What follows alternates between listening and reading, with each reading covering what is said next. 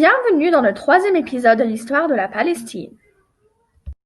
Tout le monde se demande quand a été la première apparence du peuple juif d'Israël sur les terres de la Palestine. Continuez de regarder la vidéo pour tout connaître sur ce sujet.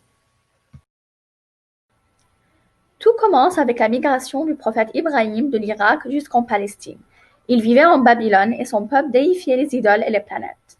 C'est pourquoi il a décidé de migrer quelque part où il pourrait croire en un seul Dieu, Allah, librement et transmettre ce message à d'autres populations.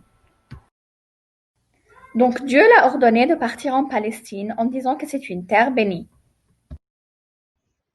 Les deux fils d'Ibrahim, Isaac et Ismaël, qui sont aussi des prophètes, sont nés en Palestine. Le fils de Isaac, appelé Yacoub, ou aussi Israël, est aussi né en Palestine, ainsi que son fils Youssef. La migration de Youssef de la Palestine en Égypte raconte une histoire, mais ce qui est important à savoir, c'est qu'il est devenu le ministre de l'Égypte. C'est quand sa réunion avec sa famille a eu lieu et quand ils ont décidé de s'installer en Égypte. C'est la fin de la première migration des Juifs et du peuple d'Israël en Palestine. Et voilà les tombes des prophètes Ibrahim et Yacoub dans une place appelée le tombeau des patriarches à Hébron. Alors, comment ces histoires ont quelque chose à faire avec les Juifs et Israël?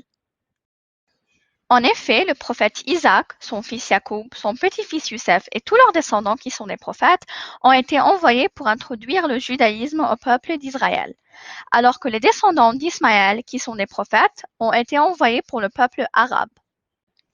J'espère que mes explications étaient claires et compréhensibles. Attendez-moi dans le 4e épisode pour découvrir la deuxième migration des Juifs vers les terres palestiniennes. N'oubliez pas de vous abonner à la chaîne et d'appuyer sur le bouton j'aime. Partagez la vidéo avec vos amis et votre famille pour diffuser les informations à un plus grand public. Au revoir!